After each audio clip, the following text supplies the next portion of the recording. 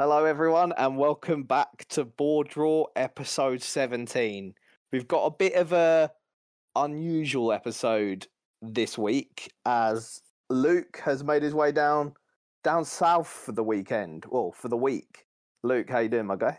Yeah, I'm good. I'm joining you remotely. We've had a bit of a faff getting this all sorted out. But we were on the verge of doing no podcast, but then we thought, fuck it.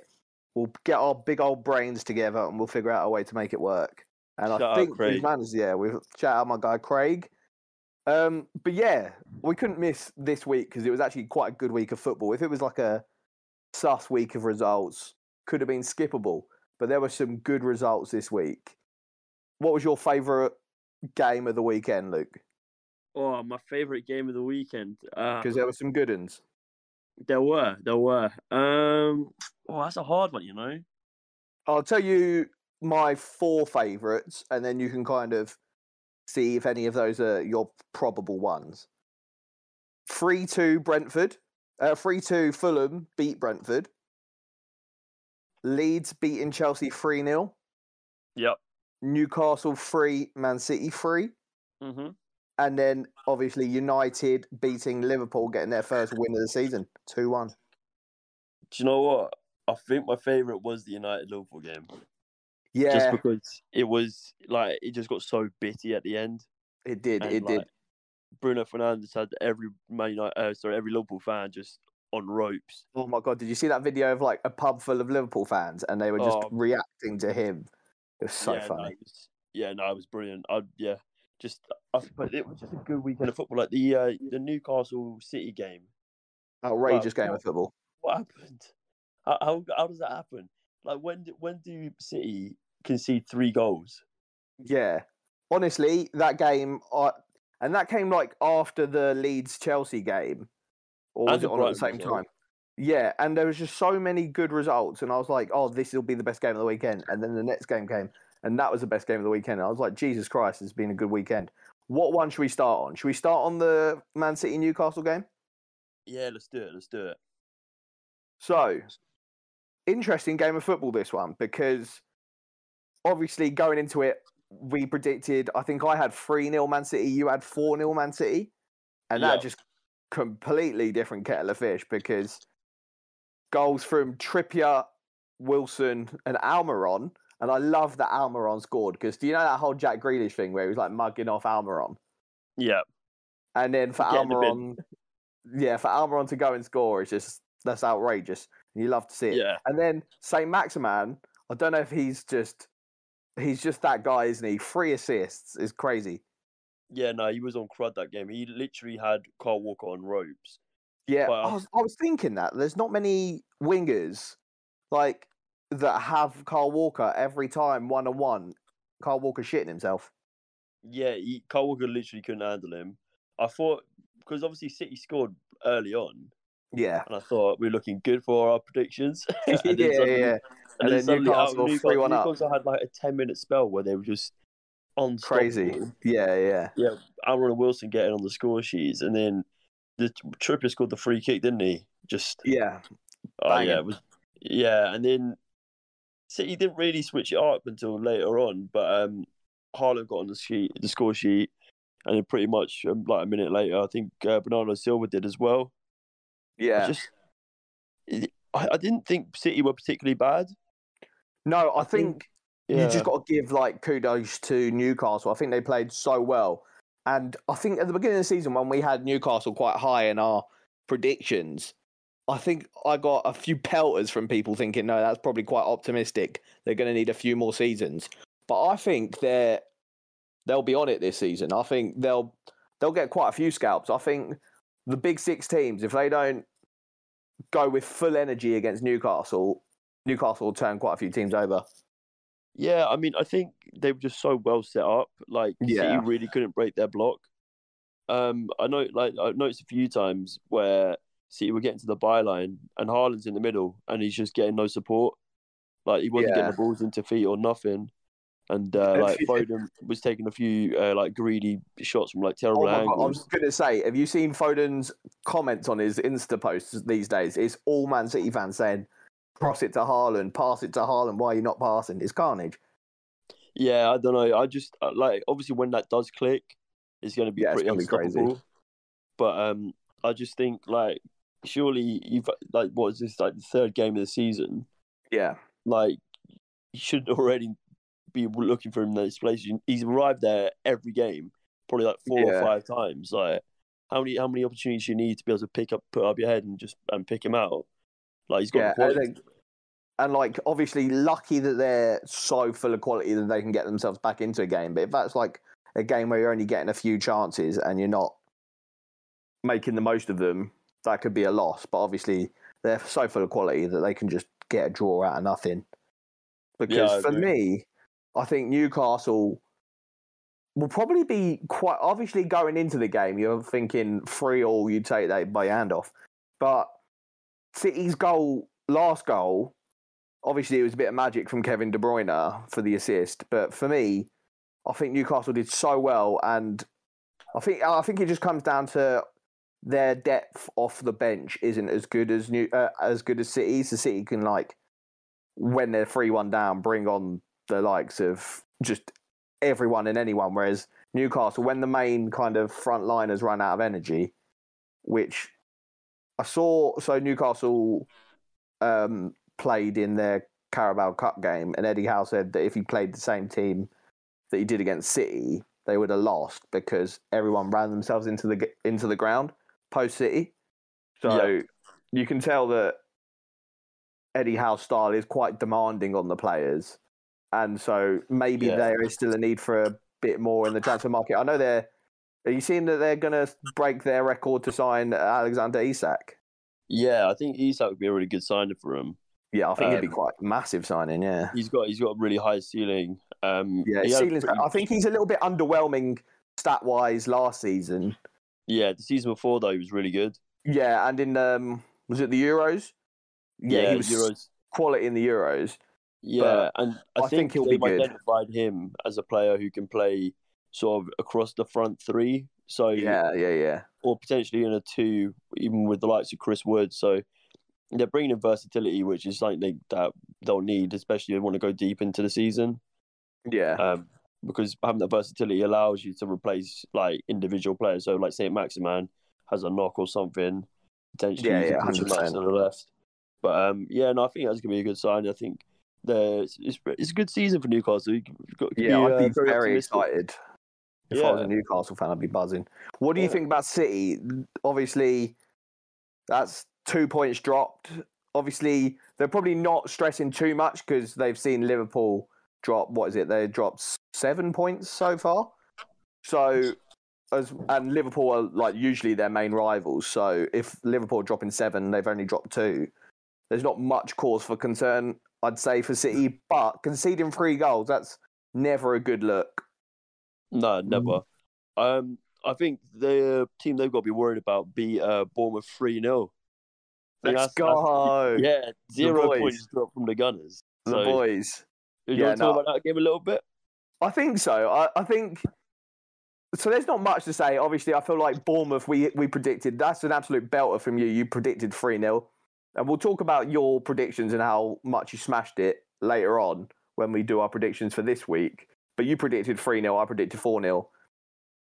It's solid from Arsenal. It's another one of those where it's first half absolute dominance, and the game's done by half time. I'm assuming Arteta kind of told them like just go out there, play the second half like it's 0-0. But you never really do when you're 3-0 up, especially he makes some subs, gets some like minutes in the legs of Tomiyasu and the like. So I think Arsenal just keep plugging away for me. We've got a few decent fixtures coming up. We've got Fulham, who pre the start of the season, I was thinking that'll be 3 points. And then we had Villa and Man United, who I was kind of slightly worried about.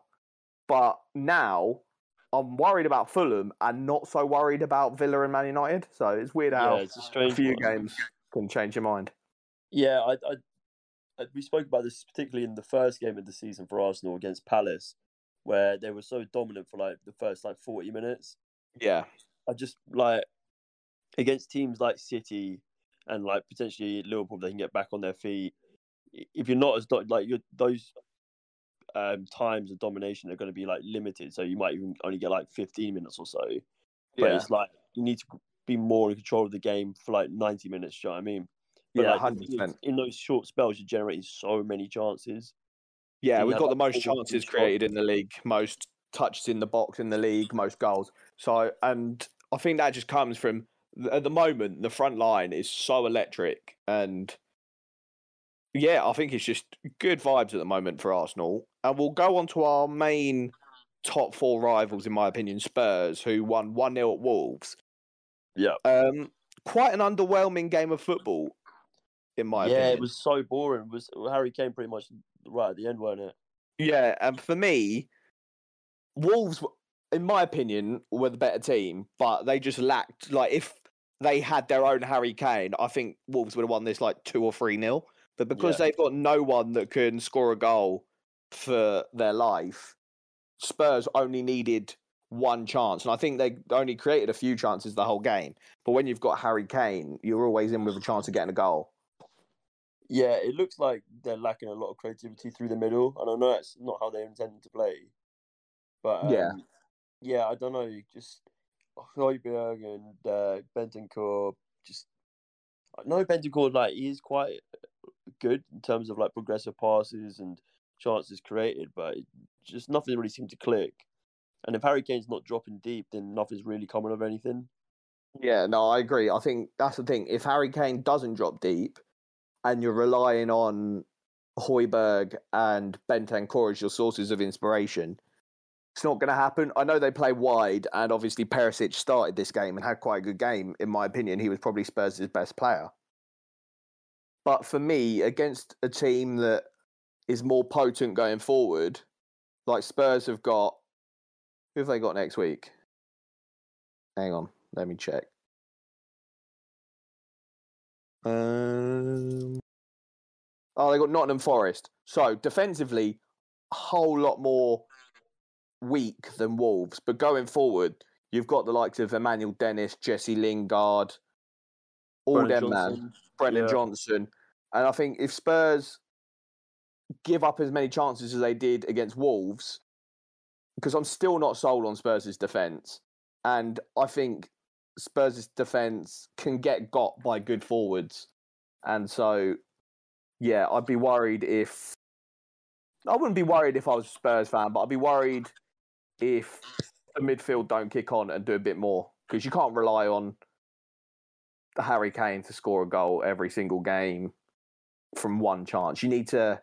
I think that's what Arsenal are doing well at the moment, is if you create loads of chances, you only need to score a couple. But if you only score one chance, if you only create one chance, you have to score that one chance. So I think the chances created, they needed, like, in my opinion, in the window, they didn't need a Richarlison. They needed a kind of centre attacking mid in the kind of Eriksen mould. I don't know why they didn't make the Eriksen free transfer move, but someone in that mould that could play behind the likes of Harry Kane, Son, Kulusevski, and just feed them chances. Yeah, feed them chances. Yeah. The next game that I sort of probably would have been in my top four, the Palace Villa game. Yes. Palace looked good. Palace looking electric. Zaha looking like he could have the season of his life. Yeah, Palace looked good. Eze coming into his own. You love to see it, mate. Just Palace are good vibes right now. They're like Arsenal, but just a tier below. Do you know what I mean? 100%. No, I agree. That all their players look like they're like ready for an upset season. Like they're gonna... I think everybody's kind of underestimating them, and I think they all look hungry enough to kind of like go out there and be like, "Nah, we're gonna get like top 8 or whatever." Yeah, no, I agree. You see, Eze's got most like dribbles completed in the world, or like in European football. The guy's on crack. He's going to be in the Qatar squad 100%, and I'm buzzing for it. Yeah, no, I'd love to see that. To be fair, because I think England hasn't got anyone that plays in that kind of center of the park that does what he does. Yeah, exactly. You know, remember we were talking about what's wrong with England? We said they didn't really have like a metronome or someone to sort of control the tempo of the game. This isn't that, but it's something different. Yeah, he's so different to anyone that we've got playing in that centre mid. So, 100% has to be a looking for Gareth Southgate because 100%. If you're struggling to break teams down with quite a high defensive line, then he could be the one. Yeah, 100%. He's got bags of ability. I'd have him in my team. What do you reckon about Villa? Is there problems there? Because I've been going on crud on our BoreDraw Twitter, just slandering Aston Villa, man. Yeah, no, I think I don't know. Gerrard just doesn't look like he's got any inspiration. I think now currently, after the same amount of games as Gary Neville at Valencia, they've got the same win percentage. Do they? Yeah, but yeah, I can see Villa scoring goals, but they're just gonna leak them. Yeah, I saw Gabby Agbonlahor on TalkSport say that you got to give him the season, but I don't think you do. For me, he's had so much money to spend, and you give him the season if he's getting some. So he likened it to Arteta. He said, "Oh, Arteta got the half a season when he came in, and then a full season to kind of show his worth." And he likened Gerrard to that. And I get that you want to back the project, but for me, in that time, Arteta won the FA Cup. I'm not saying Aston Villa need to go win the FA Cup, but Arteta showed that there was something. And then he had a string project under exactly, Arteta. And you had he knew what he wanted to do. He wanted to clear that squad out and get a new squad in. Gerrard has pretty much had that opportunity. He's got rid of players he didn't like. He's got players in on big money that he does like, but there's nothing going on. They're just losing a lot of games that, in my opinion, they should be competitive or winning. Yeah, I mean, if you look at how much they spent compared to how much Palace have spent, I think they've outspent Palace by a boatload. Yeah, and you can see what Palace are doing and the identity they play with. Whereas you look at Steven Gerrard's Villa, what is going on? There is nothing there. It's some big names on a team sheet and hoping it works. And I'd be scared for my job security if I was Steven Gerrard. Yeah, for me, his head is highest on the managerial chopping block.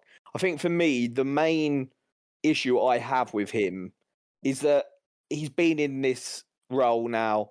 So I think it's a year in November, and he still doesn't know his best team, which is, for me, crazy. You've got to know your best defensive partnership. He doesn't.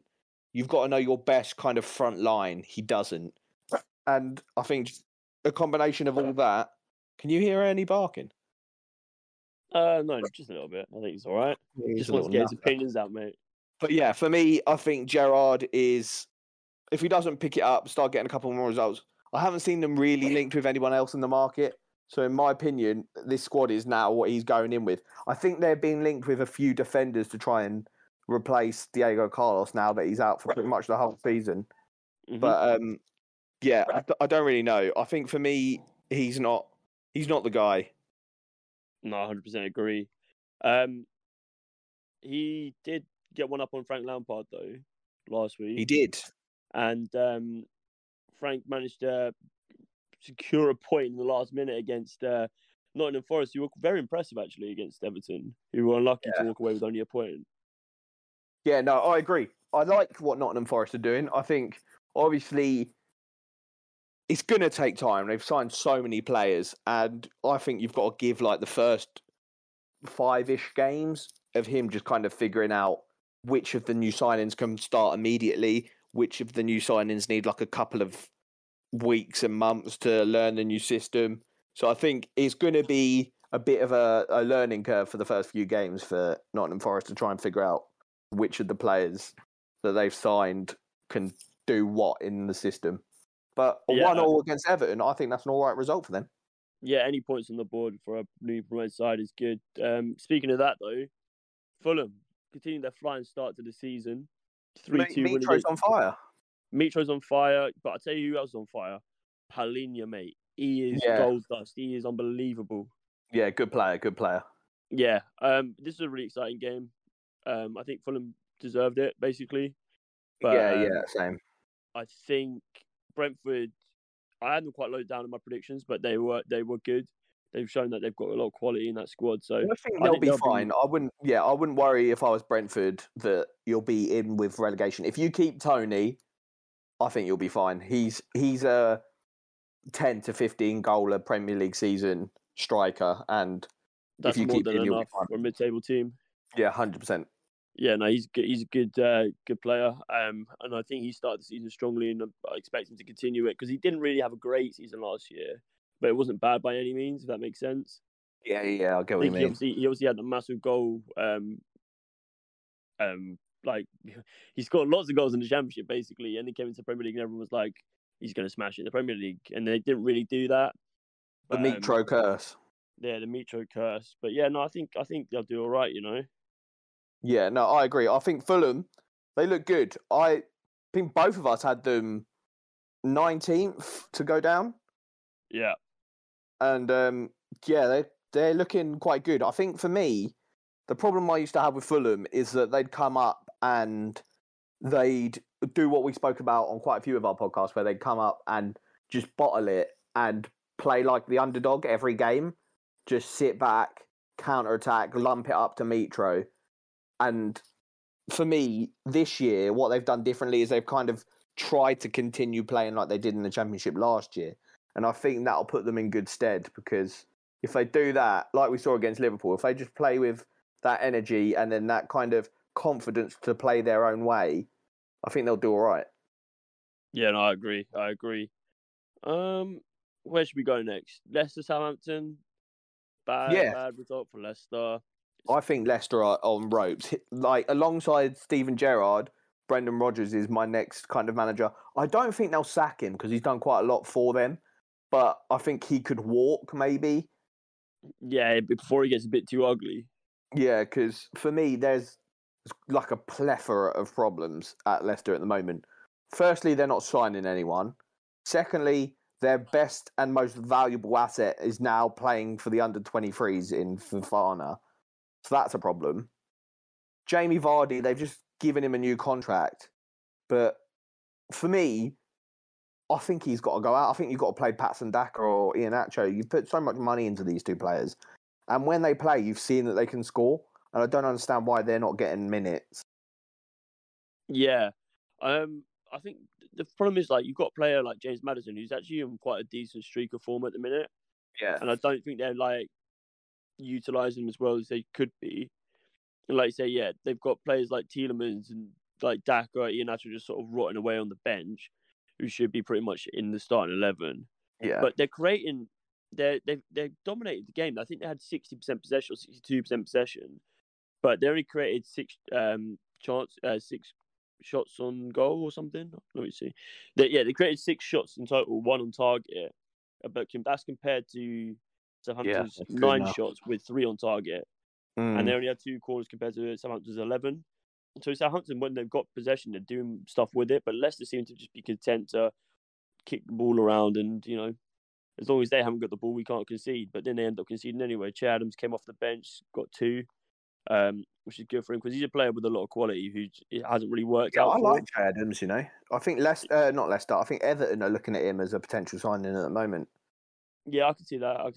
I really like Lavia for Southampton. I think he looks like a real player. And he's from Man City, yeah. And Aribo as well. I think. Yeah, Joe Aribo's an outrageous signing. Yeah. I think Southampton shouldn't be too worried. I think they obviously have those games where the Hasselhout away doesn't work, and then they sort of look really bad. But then they have other games where it does work for them, and you're like, this guy's actually just a genius manager. So I agree. They're one of those teams that kind of, they flatter to deceive, and I never really know what that means. But I think it actually just defines Southampton. Sometimes, for me, every time Arsenal play them, I'm like, oh, this is actually quite a good team. But anytime I watch them like against another team, they get peppered, and I think it's just trying to like weigh up. Are they a good team or are they a bad team? They are very kind of consistency, isn't it? Yeah, it's mega. Yeah, majorly that. But let's go on to a team who, actually, this is my result of the weekend. Is Leeds beating Chelsea 3-0. Who would have predicted it? I think we both had Chelsea to beat Leeds 3-0. Yeah, we did indeed. And it was a shambles from Chelsea. What is going on? So Liverpool have had a muddy start. City haven't had a muddy start, but they dropped points against Newcastle. Chelsea have had a pretty horrific start as well. Chelsea have had a terrible start. They looked terrible against Everton, scraped a 1-0 win. Then they drew 2-2 against Tottenham. They were the better team in that game, fair enough. And then this game got absolutely dominated by Leeds. Yeah, Jesse Marsh's Leeds United, they're on fire, mate. They are on fire. Who would have thought? Big time. For me, it's a combination of Jesse Marsh has got to take a lot of credit. He's come in and he's obviously hard to replace Marco Bielsa, who's like a cult hero at Leeds. And so it was hard for him to come in and kind of not totally change up their style of play because it is still like a heavy press kind of style, but I'd say it's more organised than Bielsa's press. Bielsa's press was very hectic, whereas I think Jesse Marsh's style of pressing suits these players a lot because they're used to this pressing style of play, but it was so probably quite easy for him to come in and change some slight aspects of the press, but make it a lot more organised. And someone that I really like is Brendan Aronson. I think he's so good. He looked so good against Chelsea. There was one clip where he like spun Koulibaly, and I was like, Jesus Christ. Either Koulibaly is past it or this Brendan Aronson kid is just mega. But I'm very impressed with Leeds. I think Jack Harrison's had a good start to the season. So is Rodrigo as well. Yeah, Rodrigo's top goal scorer in the league. Yeah, he's an absolute blinder because whenever he sort of played last year, he was like, he often had him out wide as well. Yeah, I think they never really knew his best position. But yeah, no, he looks like he's got a lot of potential in him. But yeah, this is kind of like the Southampton game where like Chelsea got 61% of the ball, but Chelsea generated shots. They had 14 shots, but Leeds with 39% of the ball had 12 shots, but more on target. They doubled Chelsea shots on target total. I just think the system that Leeds are playing, it stifled Chelsea a lot. A lot of sideways passing and nothing really progressive up the pitch, and like really, really hurting him in their transitions from attack to defence. Like I think Chelsea have got problems. In my opinion. Yeah, but I just don't know what they are really. Yeah, well, I tweeted that they're papering over cracks FC, and I think that is it. They're signing players. I don't know who's in charge of the signings. I know Todd Bowley came in, and he's probably got a bit excited and is just like taking over the transfer business. Because for me, all the players they're linked with don't really make sense. Like, why are you going for Anthony Gordon? Why are you going for Aubameyang? Why are you going for these players that just don't make sense? You clearly need kind of a ball-playing centre mid. You need someone to replace Jorginho.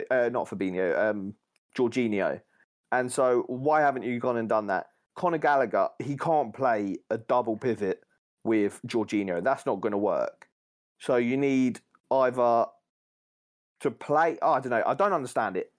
Luke, I don't understand it, mate. Yeah, I don't understand it either, mate. It's a bit all over the place. I don't think Tuchel understands it either because I don't know if you'll be there by Christmas.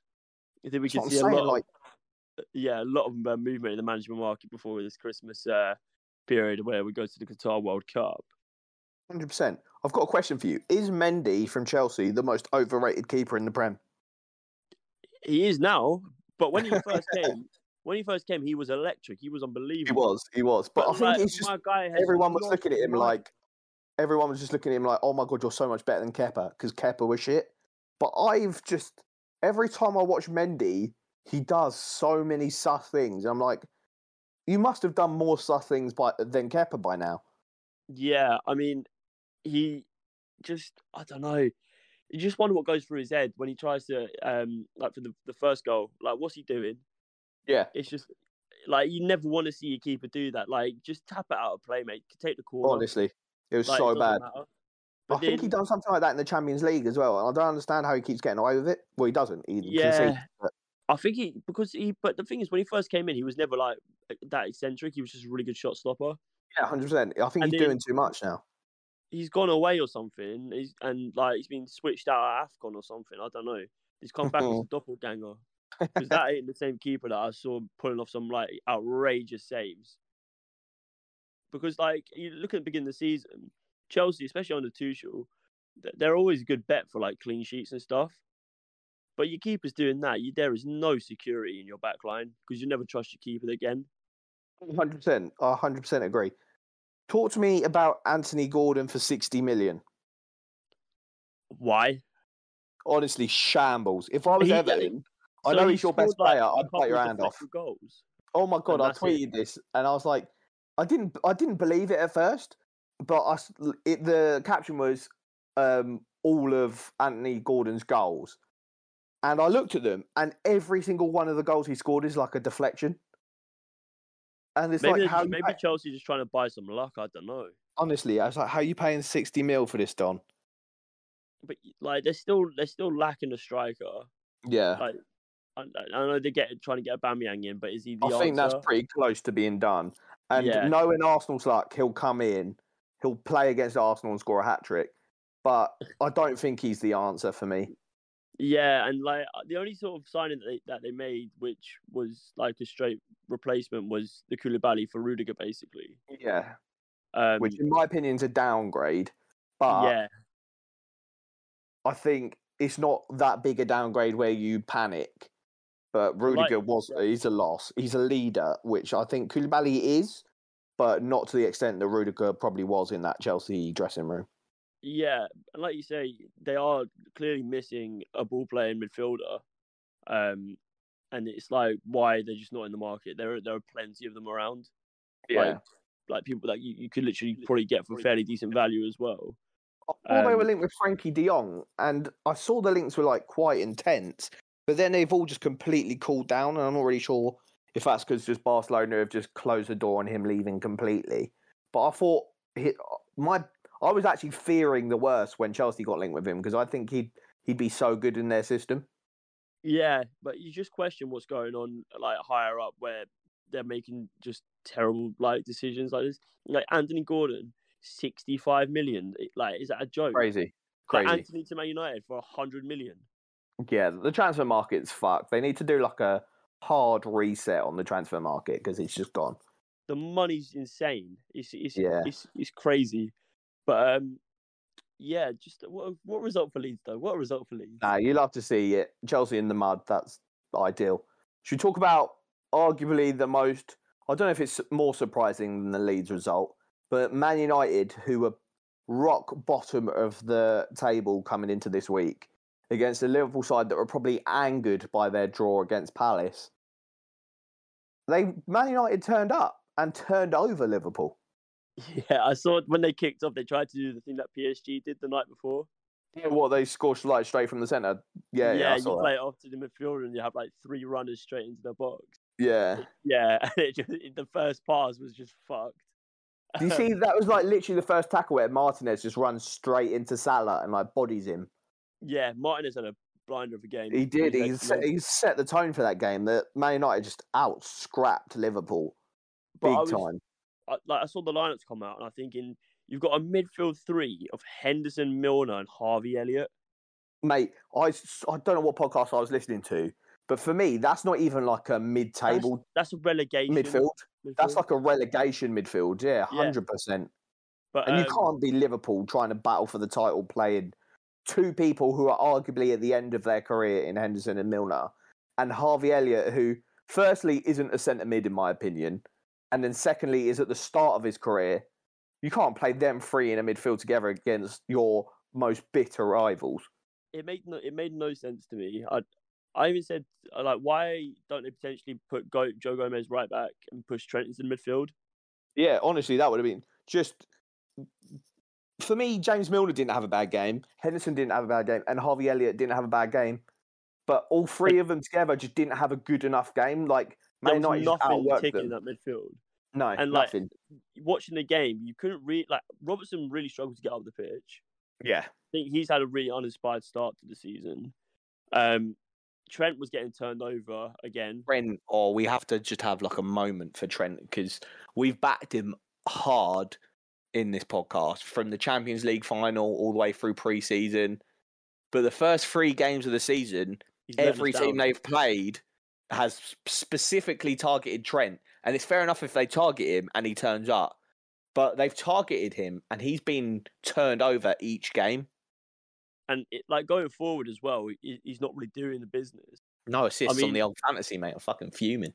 Yeah, I mean, I've got fucking Robertson and Trent. I've backed them for the first 3 game weeks. I've got nothing out of them. Oh, mate, it's been an L. Points. Yeah, it's been an L. And then the first goal, Van Dijk tried to defend it with his defensive aura or something. Oh my God, we need to talk about Van Dijk as well. Bro, I know we done like was it you that put him in your fucking best ever Prem 11? Mate, he's absolutely. You must have listened to that. Yeah, I've gone to his head. Massive. Yeah, Jesus Christ. Stripped out his nose or something because he's had an absolute stinking start. Because Mitro had him on burners, and then fucking Marcus Rashford's had him on, and Jadon Sancho have had him on burners.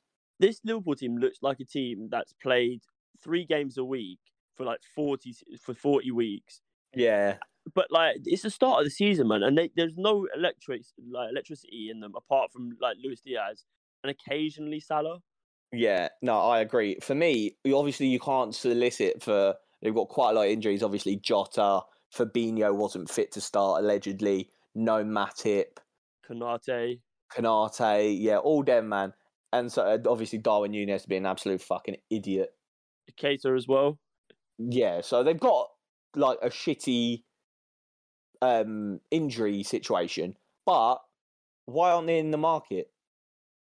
I mean, I do you know what? These are questions that I don't have the answer to. I know there's a lot of talk of like, so they don't want to sign a midfielder because they're going to get Jude Bellingham on a free next year. But is that worth? Like, yeah, I was going to say, and by then, Henderson will be a year older. James Milner will probably be dead. Like you're going to need Salah will be a year. Salah's getting on a bit. Exactly, you're going to need more than just Jude Bellingham next year. And so for me, they need to get in the market, mate. I know they've put inquiries out about Frankie de Jong. I think that would be a good signing. I mean, but like last season, they lost the league by what, like 2 points? Yeah. Or something. Like, they're clearly not that far behind Man City. Yeah. So why don't they spend a bit this summer and try? I know they bought in Núñez for like a lot of money, but they lost Mane. But like you said, that midfield it's uninspiring. Big time. Especially when Van Dijk and Trent are having and Robertson are not quite up to scratch, like we've seen them usually be.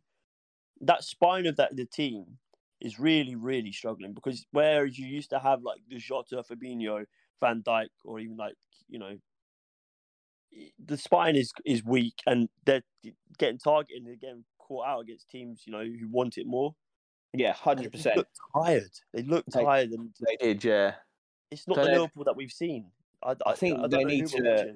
I don't know if it's not panic stations yet, but for me, Klopp needs to do something. I don't know if it's obviously Fabinho was fit enough to come on, so you're assuming that he will probably start their next game, which will be good for them because that will allow.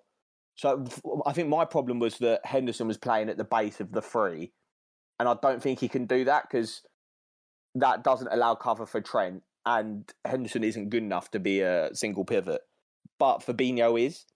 And that allows Henderson to go onto the right of the midfield 3 and cover Trent, which should hopefully mean Trent can get forward a bit more without the fear of getting done on the counter.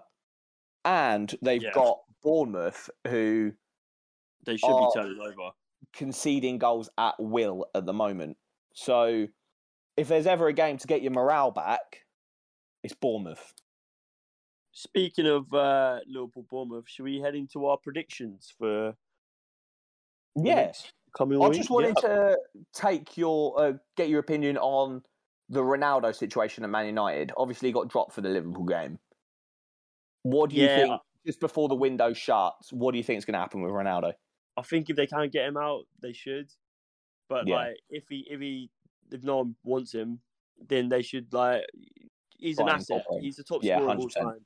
You will find a way to fit him in. And whether or not he wants to play is a different matter. But I can't assume a player like Ronaldo. I know he's got a big head and everything, but he wants to score goals. Yeah, talking of big heads, does Harry Maguire get back in that team? No. Why? No, I agree. Yeah, never. Who's that guy? Yeah, okay. No, I thought Varane and Martinez actually played very well. Yeah, no, I agree. They had a good game. Right, let's do some previews then. Ooh. Saturday, Exciting. the early kickoff. We've got Southampton, Man United. What are you saying? I'm gonna go with a 1-1 draw. 1-1 draw. Oh, that'd be a good result for Southampton. 100%. I think Man United are going to need to kick on after that Liverpool result, because for me, what Man United could end up doing is get that quality result against Liverpool and then lose their next 2 games, and then that Liverpool result is irrelevant. Yeah, it's kind of like when they beat PSG and gave Oli like about 2 years of time that he shouldn't never had. Yeah, 100%. So, but no, 1-1. I'm going to go with a 2-1 Man United. Yeah, that's what I was leaning towards that, but I don't know. I back Hasenhüttl. Yeah, no, I like that. And you've had some good predictions recently, so I trust your instinct. A big comeback. Yeah, you fucking 2 correct scores, mate. That's scenes. I need to give AJ some tips. Yeah, you do. Next game, Brentford Everton. Oh, I'm gonna go for a 2-0 Brentford.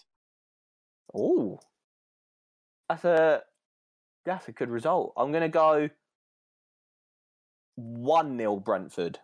1-0 Brentford. Ooh. Right, I'll go first on this one. This is a good game, actually. Brighton against Leeds. 2 teams that are flying high at the moment. Do you know what? I'm fancying like a 2-2 draw.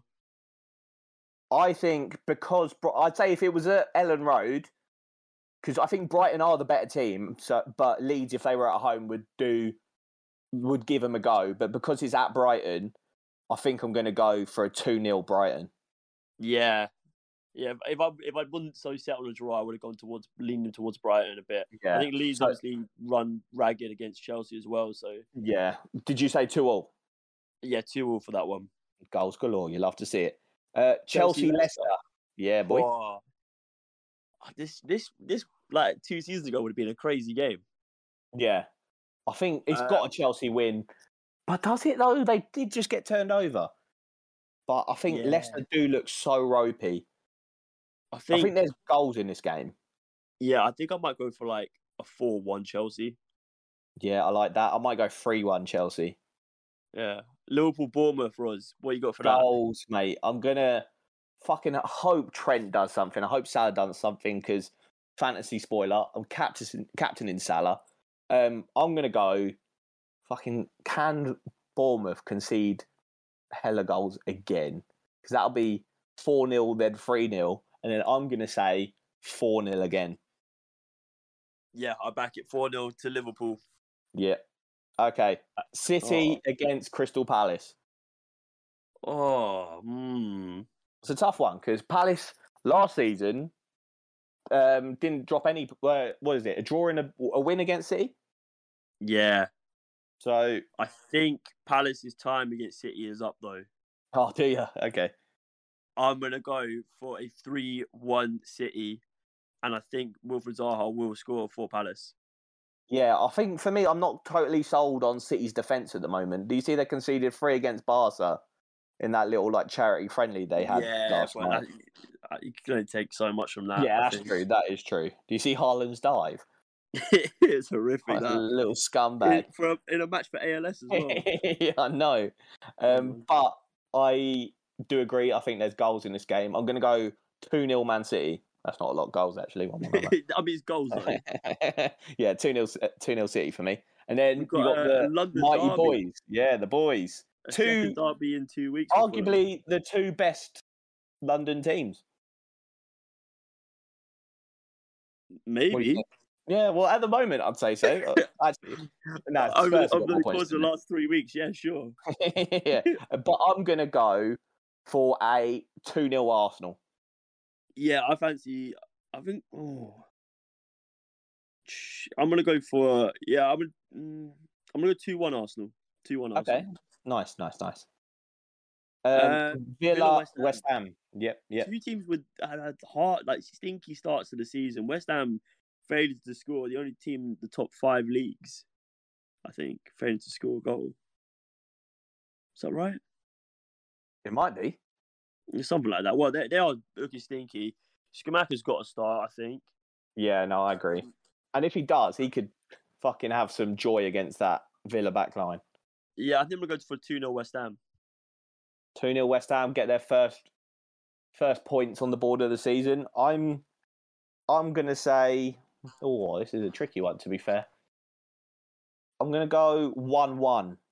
1-0. Oh, I don't want to back Villa. That's not backing Villa though, is it really? Wolves Newcastle. I'm gonna go for a 1-0 win to Eddie Howe's men. Yeah, I like that. I don't think there's. Well, is there? I think Newcastle will be a bit tired. They've had 3 games back to back. They're all quite intense. I'm going to go a 0-0 draw, I think. Yeah. And then rounding out the weekend, newly promoted Nottingham Forest home against Spurs. I'm going to go for a big Spurs win. Oh, yeah. Going 4-0 to Spurs. 4-0 Spurs. Okay. I'm going to go 3-1 Spurs. Don't like that backline still. No, mate, I think I could score against that backline. Well, that's anyway, it. Yeah. Oh, we got midweeks as well this week. I forgot about that. Fucking hell, do we? Jesus Christ. Jesus Christ, mate. Okay, we're going to have to do... Might have to do like quick a cheeky little episode or something. Yeah, we'll smash another one in, mate. Let's go. That snuck up on me, mate. I've been on holiday mode, so I've been, not keeping up. Yeah, you'd be enjoying your time down in Cornwall, mate. Enjoy your last night there. Guys, thanks for listening to the podcast. Follow our socials. We will eventually get the TikTok booming, I promise. Subscribe to our YouTube channel. Obviously, it's just an audio thing this week because my guy Luke's out on the bender. But next week, we'll be back on the video. So, yeah, get excited. Back in the flesh. Yeah, that's it, man. Boy. I hope you all enjoyed. This has been BoreDraw. Luke's been away. And it's live. Bye. Bye.